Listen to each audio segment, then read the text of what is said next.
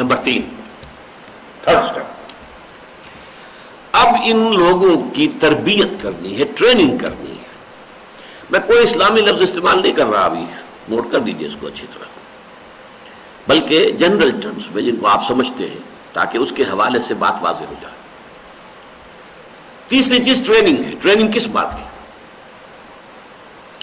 پہلی چیز تو یہ ہے کہ آپ کے جو کارکن ہیں، جو ورکرز ہیں، ان کے ذہنوں میں ان کا جو انقلابی فلسفہ ہے وہ ہر وقت مستحضر رہنا چاہیے۔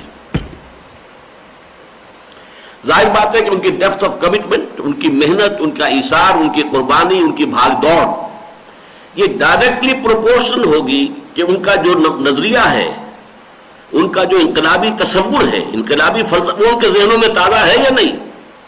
اگر یہ پیچھے نیچے چلا گیا، اس کے اوپر ظہور طاری ہو گیا، تو اس کا منطقی نتیجہ یہ ہوگا کہ ان میں وہ ارج، وہ جذبہ، وہ شوق اور جوش اور خروش نہیں رہے گا کہ جو انقلاب کے لیے لازم ہے۔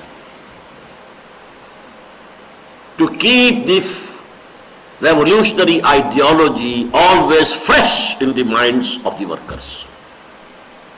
نمبر 1۔ نمبر 2، ڈسپلن کی عادت ڈالنا، اس کے لیے بڑی ٹریننگ کی ضرورت ہے۔ مشکل کام ہے، میں اس کی بات کیوں مانوں؟ ہوئی تھی، یہ بھی میری طرح کا انسان ہے، میری بھی رائے ہے، کیوں میں اپنی رائے کو نیچے پھینک دوں؟ ظاہر بات ہے کہ ایک تو ہوتا ہے کوئی سرکاری محکمہ ہے، اس میں ایک افسر ہے، ایک اس کے نیچے ہے، وہ تو اس لیے مانتا بھی میرا افسر ہے، اور اس لیے مانتا ہے مجھے ملازمت کرنی ہے، ورنہ مجھے ملازمت سے برخاست کر دیا جائے۔ انقلابی جو کارکن ہوتے ہیں وہ تو والنٹری ورکرز ہوتے ہیں، وہ کسی تنخواہ کے لیے تو نہیں کام کر رہے ہوتے، ان کے اپنے کوئی جو ہے مفادات تو اس میں نہیں ہوتے، لہذا وہ اس اعتبار سے تو برابر ہے، ایکوی اسٹیٹس ہے۔ اب ان میں سے ایک شخص فرض کیجئے کہ کمانڈر بنا دیا گیا ہے، تو ہے تو انہی میں سے ایک شخص نا، تو کیوں مانے اس کی بات؟ اپنی بات کیوں نہ منوائے؟ پریشرائز کرے، سب ملا کر جتھا بندی کر کے اپنی رائے جو ہے اس کے اوپر ٹھوسے، تو بڑا مشکل کام ہے۔ سموتات، listen and obey in a voluntary organisation. فوج ہے تو فوج میں ظاہر بات ہے ہر شخص جو ہے وہ اپنی تنخواہ کے لیے فوج میں ریکروٹ ہوا ہے، ترقی کے امکانات ہیں، اگر اس کی جو ہے پرسنل ریکارڈ کے اوپر کوئی چھینٹے آ گئے تو آگے ترقی رک جائے گی۔ وہاں تو بہت سی چیزیں ہوتی ہیں کہ جس کی وجہ سے انسان جو ہے وہ ڈسپلن کی پابندی کرتا ہے، لیکن یہاں تو ایسی کوئی بات نہیں۔ تو اس کے لیے ٹریننگ کی ضرورت ہے، جس کو کہا ہے کسی شاعر نے بڑی خوبصورتی سے، ہم بھی تسلیم کی خو ڈالیں گے، بے نیازی تیری عادت ہی صحیح۔ جو تنظیم کی تسلیم کی خو ڈالنا، عادت یہ کلٹیویٹ کرنا، اپنے اندر اس عادت کو پروان چڑھانا کہ جو حکم بنے گا مانوں گا، یہ ہے ٹریننگ، ریولوشنری ٹریننگ کا دوسرا ایسپیکٹ۔ تیسرا ایسپیکٹ، اس ریولوشنری ٹریننگ کا تیسرا تقاضا یہ ہے کہ تن من دھن، یہاں تک کہ جان تک قربان کر دینے کے لیے تیار ہو جائے۔ انقلاب بہرحال جن مراحل سے ہو کر گزرتا ہے ان میں جانیں دینی پڑتی ہیں۔ اگر یہ جذبہ نہیں ہو گیا ہے، کم وقت میں جان، مال، آبرو، ہر شے میں قربان کرنے کو تیار ہوں، یہ نہیں ہوگا تو انقلاب نہیں آئے۔ ٹھنڈے ٹھنڈے انقلاب نہیں آتا، آرام سے جو ہے وہ کلبیں چل سکتی ہیں، وہ حلقہ احباب جو ہے وہ بن سکتا ہے، لیکن کوئی لٹریری سرکل ہو، کوئی اور اسی طرح کا سوشل سرکل ہو، لیکن نہیں، انقلاب لانے کے لیے تو ہر شے قربان کر دینے کے لیے انسان کو ذہناً تیار ہونا چاہیے۔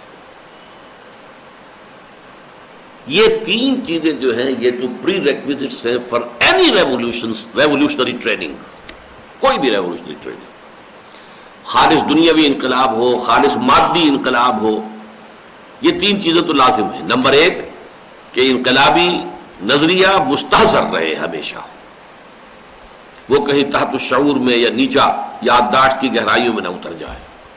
It should remain fresh at the conscious level of your mind, number one. Number two, ہم بھی تسلیم کی خو ڈالیں گے، عادت ہو جائے حکم سننے اور ماننے کی. اس کے لیے انسان جو ہے وہ ذہناً قلباً نفسیاتی طور پر تیار ہو جائے. نمبر تین، تن من دھن سب کچھ قربان کرنے کے لیے تیار. البتہ اگر ریولوشن کوئی ایسا ریولوشن ہے جس کے کوئی اخلاقی اور روحانی ڈائمینشنز بھی ہیں. یہاں میں پہلی مرتبہ جو ہے اس بحث میں اسلام کا لفظ لا رہا ہوں، اس لیے کہ بالآخر تو ہمیں جو گفتگو کرنی ہے وہ اسلامی انقلاب کے بارے میں. تو اسلامی انقلاب محض ایک دنیاوی اور مادی انقلاب نہیں ہے، یہ ایک روحانی انقلاب بھی ہے. اس کے مورل اور اسپرچول ڈائمینشنز ہیں. لہذا چوتھی چیز اسلامی انقلاب کے لیے لازم ہے اخلاقی تزکیہ، روحانی ترقی. اگر یہ نہیں ہوگا تو اسلامی انقلاب نہیں آ سکے. You will feel somewhere. کسی جگہ جا کر معلوم ہوگا کہ اب ہماری پیش رفت رک گئی. یہ تین ہیں قدم جن کو میں نے گن کر آپ کو بتایا، تین سٹیپس. لیکن یہ نوٹ کر لیجئے یہ تینوں بیک وقت چلتے ہیں. دعوت، تنظیم، تربیت. یہ پروسیس چلتا رہے گا. دعوت جاری ہے، جو آ رہے ہیں انہیں تنظیم میں شامل کیا جا رہا ہے، انٹیگریٹ کیا جا رہا ہے، ان کی تربیت ہو رہی ہے. کہنے کو اس کو جب ہم اینالائز کریں گے تو تین باتیں کہہ دیں گے، لیکن حقیقت میں یہ ایک کنٹینیوس اور کنٹمپریری پروسیس ہے. ایک ہی وقت میں یہ تین کام ہوتے ہیں.